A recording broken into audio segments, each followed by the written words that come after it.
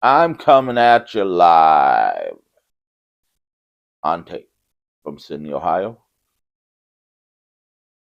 And today we're talking about the plane ride from hell in WWE that resulted in 3 wrestlers getting terminated.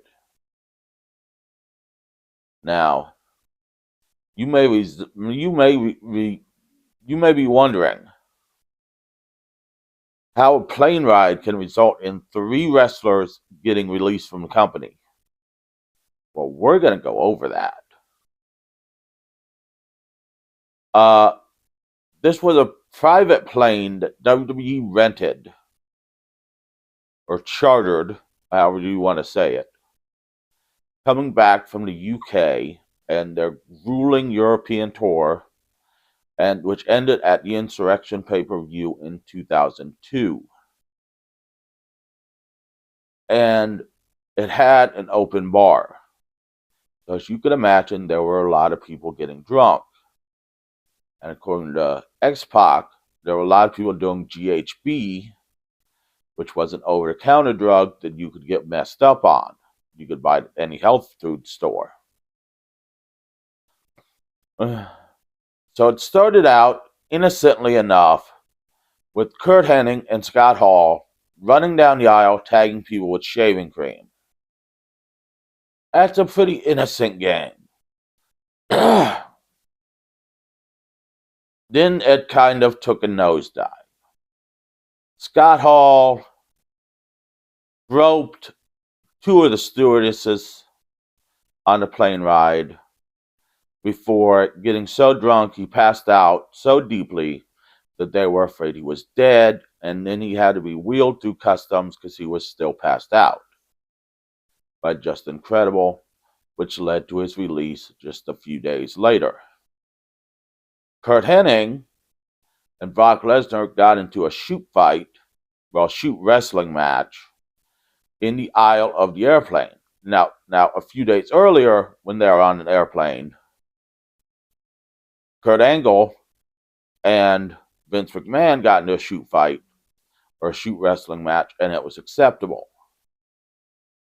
Now, at this point, it was Curt Hennig and Brock Lesnar, and I guess it got a little too rough as Curt Hennig ended up slamming Brock Lesnar into the emergency exit, which almost popped open.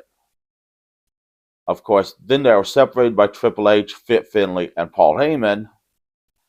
Curt Hennig took the blame for this and was released.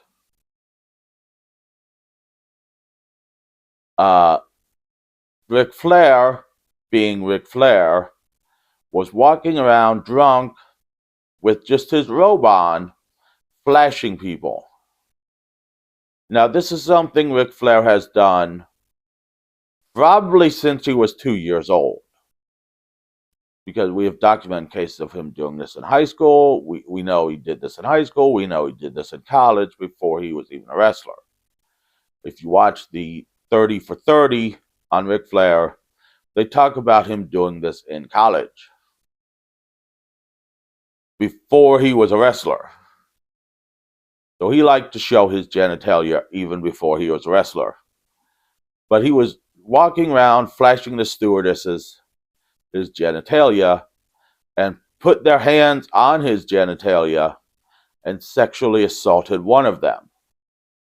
Ric Flair denied all these allegations, but WWE later settled with the stewardesses and out of court for an undisclosed amount of money. As I said, Scott Hall also groped the stewardesses, but he was released. Ric Flair, they're not going to release Flair.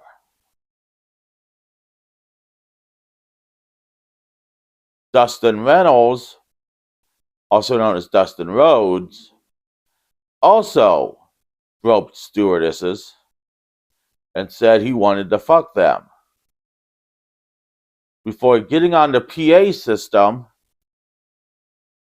and serenading his ex-wife, Terri Runnels, before Jim Ross eventually stopped him and said that was enough and told him to go sit down. He was released when his contract was up in 2003. Michael P.S. Hayes, JBL had a brutal fight at Insurrection where he got cut open, and Michael P.S. Hayes hit him in the gash and busted it open.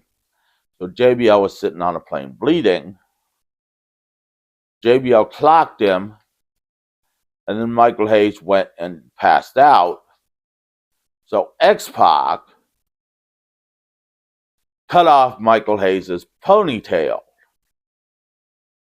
and then tagged it on the next TV taping on the wall. Michael Hayes never found out who did it until, of course, sometime later. And Michael Hayes was pissed. So needless to say, all these shenanigans going on one plane ride did not make the WWE happy. So they put in procedures and guidelines to never have it happen again. And it never has. They probably never had an open bar in a plane again. Hell, they probably never even had an open bar again. So that, my friends, is the plane ride from hell. It resulted in 3 wrestlers leaving the company. And it's just a crazy story. Join me next week where we'll talk about something else.